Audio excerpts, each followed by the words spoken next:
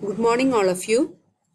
So, in the last session, we have started genetic classification of the bacteria for the classification or in the bacterial taxonomy. So, in the unit of bacterial taxonomy, we have started genetic classification of the bacteria. How the bacteria can be classified on the basis of their genetic means.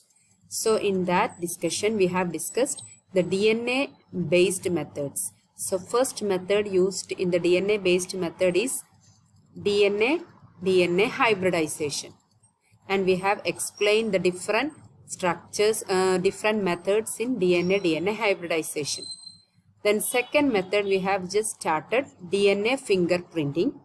In this DNA fingerprinting method, the most commonly used type of a test is PCR.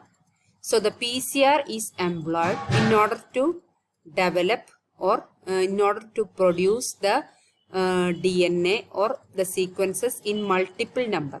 അപ്പോൾ ഒരു ചെറിയ sequence ആണ് നമ്മളെ കയ്യിലുള്ളതെങ്കിൽ we want to amplify it to perform different tests. അപ്പോൾ അതിന് വേണ്ടിയിട്ട് DNA fingerprintingൽ ഏറ്റവും important ആയിട്ട് വരുന്ന ടെസ്റ്റാണ് PCR that we have discussed before. So in this session we can discuss what do you mean by DNA fingerprinting technique. So the technique of DNA fingerprinting changed the era of identification, characterization and classification of organisms. And 99% of our DNA is similar. In that only 0.1% difference is sufficient to make someone so unique. So we are using that 0.1% portion for the DNA profiling, which is known as DNA fingerprinting technique. അപ്പോൾ ഒരു DNA 99% DNA എല്ലാവരിലും ഒരേപോലെയാണ്. ഈ 0.1% difference ആണ് നമ്മളിവിടെ use ചെയ്തിട്ട് we are using to identify different species, or this DNA fingerprinting technique are used to identify different crime identify ചെയ്യാനൊക്കെ ഈ മെത്തേഡ് യൂസ് ചെയ്യുന്നുണ്ട്. അപ്പോൾ എന്തുകൊണ്ടാണ് DNA തന്നെ യൂസ് ചെയ്യണത്? In all bodily parts, tissues and cells, that is except germ cells, our DNA is same. നമ്മൾ DNA ഈ പാർട്സിൽ ചില ബോഡി പാർട്സിലും germ cells ഒഴികെ ബാക്കി എല്ലാത്തിലും DNA സെയിം ആണ്. Even after the death of the individual, it remains the same. So it can remain stable even after 1000 years. അതുകൊണ്ടാണ് DNA തന്നെ use ചെയ്യുന്നത്. And we know that 97% of our DNA genome, it is non-coding, repetitive and junk. And the protein formation, it is regulated by the 3% of that DNA genome. That is known as genes. Okay, protein formation genes are important. They form 3%. And moreover, this repetitive and polymorphic property of junk DNA. അപ്പോൾ അതിൽ 97% repetitive portion of the DNA and polymorphic property of junk DNA are utilized to perform DNA fingerprinting. So the number of this repeats and the sequence structure of those regions. അപ്പോൾ ഈ repeat ചെയ്ത് വരുന്ന സീക്വൻസും in the regions which may varies between individuals and organs. അപ്പോൾ ഈ repeat ചെയ്ത് വരുന്ന sequence ഉണ്ട് ഓരോ ഓർഗാൻസത്തിലും ഓരോ ഇൻഡിവിജ്വൽസിലും. It may varies. The number of repeats and sequence structure of those regions, it may vary between individuals and organisms. Based on that, the entire DNA print can be prepared. So mainly the method of the DNA fingerprinting is, first of all, we are isolating the DNA from the bodily sample. Then, ഇതിൽ ഷോർട്ടാക്കിയിട്ട് എഴുതിയിരിക്കുകയാണ്. After isolation, we are taking that DNA, we are either digesting that DNA or digest എന്ന് പറഞ്ഞാൽ cut ചെയ്യാന്നുള്ള ഒരു അർത്ഥമാണ്, അത് പീസാക്കുക, or amplify എന്ന് വെച്ചാൽ multiply ചെയ്യുക. യൂസിങ് ഡൈജസ്റ്റ് ചെയ്യാൻ യൂസ് ചെയ്യുന്നത് റെസ്ട്രിക്ഷൻ ഡൈജഷൻ ആംപ്ലിഫൈ ചെയ്യാൻ യൂസ് ചെയ്യുന്നത് PCR. സോ യൂസിങ്, അപ്പോൾ അത് കഴിഞ്ഞതിന് ശേഷം we are separating those fragments of DNA. Digest ചെയ്തപ്പോൾ നമുക്ക് ഒരുപാട് ഫ്രാഗ്മെന്റ്സ് കിട്ടിയിട്ടുണ്ടാവും. അതുപോലെ തന്നെ ആംപ്ലിഫൈ ചെയ്തപ്പോഴും ഒരുപാട് ഫ്രാഗ്മെന്റ്സ് ഉണ്ടാവും. അപ്പോൾ ഈ ഫ്രാഗ്മെന്റ്സ് എടുത്ത് we are performing either agar gel electrophoresis or sequencing technique. Next സ്റ്റെപ്പാണ്, ഒന്നുകിൽ അഗാറോസ് ജെൽ ഇലക്ട്രോഫോറസിസ് യൂസ് ചെയ്യും, എന്നിട്ട് സെപ്പറേറ്റ് ചെയ്യും ഈ സ്ട്രാൻഡ്സ് സീക്വൻസിനെ, ഓർ സീക്വൻസിങ് മെത്തേഡ് വേറെ വരുന്നുണ്ട്. The DNA fragments are separated and identified. So the PCR based method for the DNA fingerprinting, it is very accurate and too fast. അപ്പോൾ PCR based method, അതായത് amplify ചെയ്തിട്ടുള്ള DNA finger technique, അതാണ് PCR based method എന്ന് പറയുന്നത്. രണ്ട് ടൈപ്പായിട്ട് പറയുന്നുണ്ടല്ലോ, ഒന്നുകിൽ digest ചെയ്യുക അല്ലെങ്കിൽ ആംപ്ലിഫൈ ചെയ്യാം. അപ്പോൾ ആംപ്ലിഫൈ ചെയ്തിട്ടുള്ള മെത്തേഡാണ് ഒന്നും കൂടി ആക്യുറേറ്റ്. അപ്പോൾ ഈ ഒരു മെത്തേഡ് ഇപ്പോൾ now it have become to fast after the discovery of real time PCR. അത് PCR തന്നെ ഒരുപാട് ടൈപ്പ് വരുന്നുണ്ട്. അപ്പോൾ അതിൽ പെട്ടതാണ് real time PCR. So now this method become to fast after the discovery of real time PCR and DNA sequencing. It became even more powerful. So the molecular tools available nowadays create 100% accurate patterns of person's DNA. അപ്പോൾ ഇത് different steps ആണ്, short ആക്കിയിട്ടാണ് പറഞ്ഞിട്ടുള്ളത്. First, collection of biological sample. ഈ biological sample it can be either blood ആവാം, saliva, buccal swab, semen or any solid tissue. Then പിന്നെ നമ്മൾ ഈ സാമ്പിളിൽ നിന്ന് DNA എക്സ്ട്രാക്ട് ചെയ്യണം. അപ്പോൾ എക്സ്ട്രാക്ട് ചെയ്യാൻ ഡിഫറെന്റ് മെത്തേഡ്സ്, അത് നമ്മൾ ഡീറ്റെയിൽ ആക്കുന്നില്ല, ജസ്റ്റ് അതിന്റെ പേര് മാത്രമേ പറയുന്നുള്ളൂ.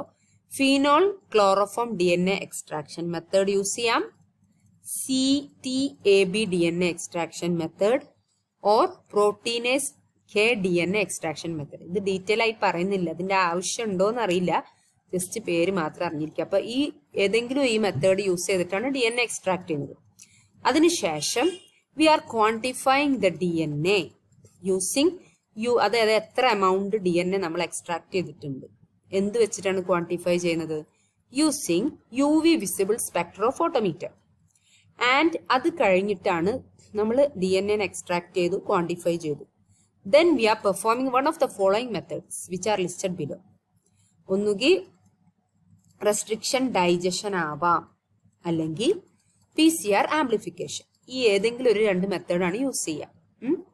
അപ്പോൾ റെസ്ട്രിക്ഷൻ ഡൈജഷൻ എന്ന് പറയുന്നത് റെസ്ട്രിക്ഷൻ എൻസൈംസ് യൂസ് ചെയ്തിട്ട് ഡൈജസ്റ്റ് ചെയ്യുക, കട്ട് ചെയ്യുക.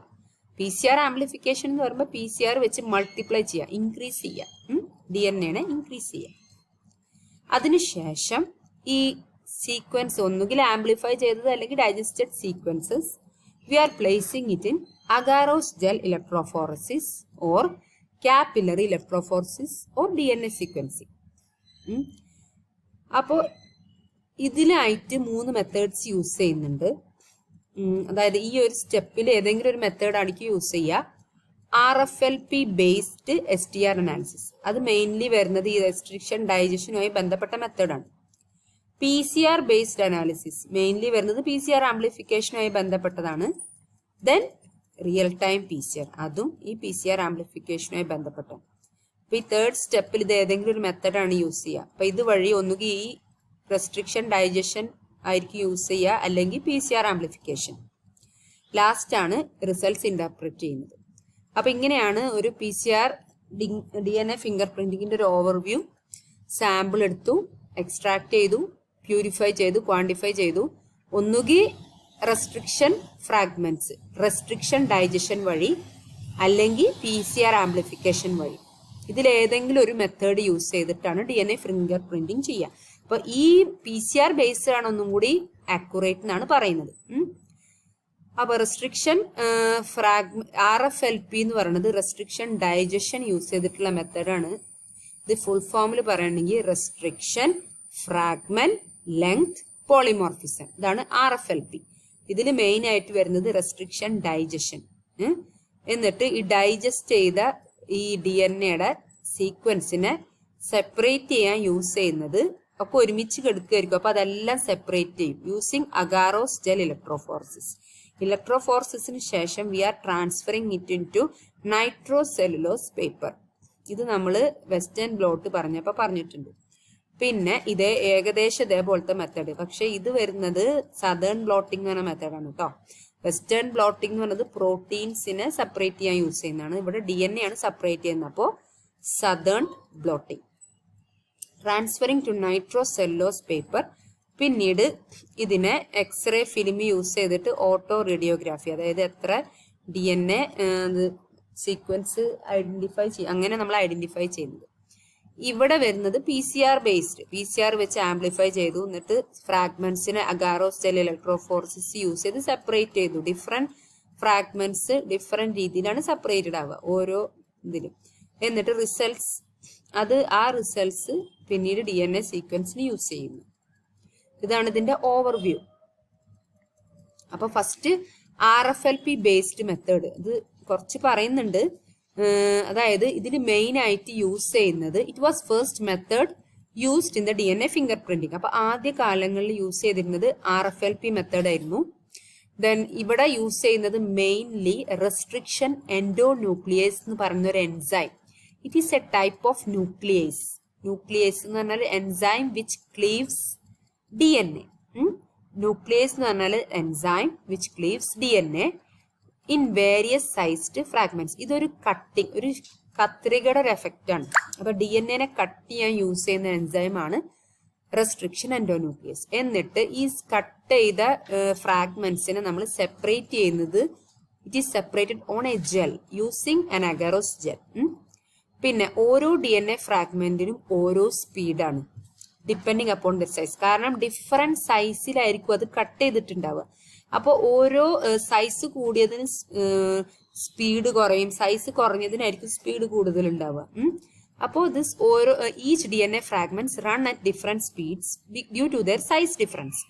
എന്നിട്ട് ഈ ഫ്രാഗ്മെന്റ്സ് എല്ലാം സെപ്പറേറ്റ് ചെയ്തിട്ട് കാണാം. എന്നിട്ട് അതാണ് ട്രാൻസ്ഫർ ചെയ്യുന്നത് ഒരു ബ്ലോട്ടിംഗ് നൈട്രോസെല്ലുലോസ് പേപ്പറിലേക്ക് ഒപ്പിയെടുക്കുകയാണ്. It is transferring on to nitrocellulose paper using a blotting method.